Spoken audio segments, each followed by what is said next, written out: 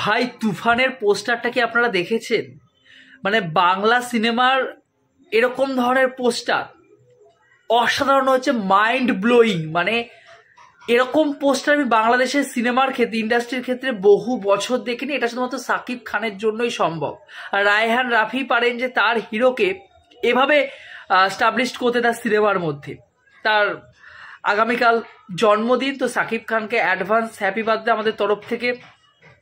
তাছাড়া এই সিনেমার ফার্স্ট লুক রিলিজ করে দেওয়া হয়েছে। পোস্টারটা, তুফানের পোস্টার আমার মাইন্ড ব্লোয়িং লেগেছে, সেরা লেগেছে, আমার দুর্দান্ত লেগেছে। এবং মানে আমি এভাবে ভিডিওটা তৈরি করতে বাধ্য হচ্ছি কারণ আমি নিজে এক্সাইটেড ভাই। সাকিব খানের 3টে সিনেমার জন্য আমি এক্সাইটেড। দরদ, তুফান, রাজকুমার, 3টে বাংলাদেশের ইন্ডাস্ট্রির আমার মনে হয় অর্ধেক গ্রোথ নিয়ে আসবে ইনকামের ক্ষেত্রে। ঠিক আছে, বাংলাদেশের যে ইন্ডাস্ট্রি আর কি, বাংলা ইন্ডাস্ট্রি চলে আর কি, সেই ইন্ডাস্ট্রিতে যে 70 থেকে 80% অর্থ কিন্তু এবছর সাকিব খান নিজে ঢেলে দেবেন তার সিনেমার মাধ্যমে। এবং এই সিনেমাটা আমাদের এসবিএফ রয়েছে, এসবিএফ চরকি রয়েছে, তো এসবিএফ রয়েছে বাংলার থেকে ডিস্ট্রিবিউশনের ক্ষেত্রে।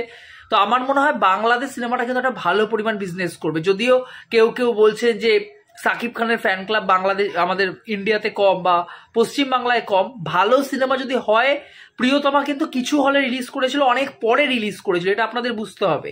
অলরেডি মানুষের কাছে সিনেমাটা পৌঁছে গেছিল, তারপর হলে রিলিজ করেছে। তো অবভিয়াসলি এই সিনেমাটা যদি একসাথে যদি বাংলাদেশের সাথে যদি রিলিজ করা হয়, সুরঙ্গ যেরকম চলেছে, আমার মনে হয় এই সিনেমাটাও ভালো চলবে, ভালো বিজনেস করবে, পশ্চিম বাংলা থেকেও কিন্তু ইনকাম করতে পারে ভালো। যাই হোক না কেন, আমি কিন্তু সাকিব খানের সিনেমাটার জন্য দুর্দান্তভাবে এক্সাইটেড।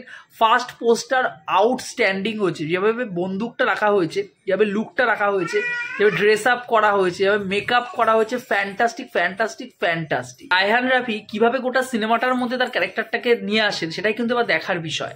দেখা যাক, মানে আমি দুর্দান্তভাবে এক্সাইটেড। আমি আলাদা করে কিছু বলতে চাই না, আমি বাড়ি গিয়ে ডিটেলসে ভিডিও পোস্ট করবো, ভিডিও অ্যানালাইসিস করবো, পোস্টারটা ব্রেকডাউন পারলে করবো। এবং অন্যদিকে এই সিনেমাটা নিয়ে যেরকম এক্সাইটমেন্ট রয়েছে, আমার মনে হয় এই সিনেমাটা কিন্তু ক্রেজ, মানে এই সিনেমাটা নিয়ে যে ক্রেজ রয়েছে একটা রায়হান রাফি, এর আগে তার ভালো ভালো কাজ আমরা দেখেছি।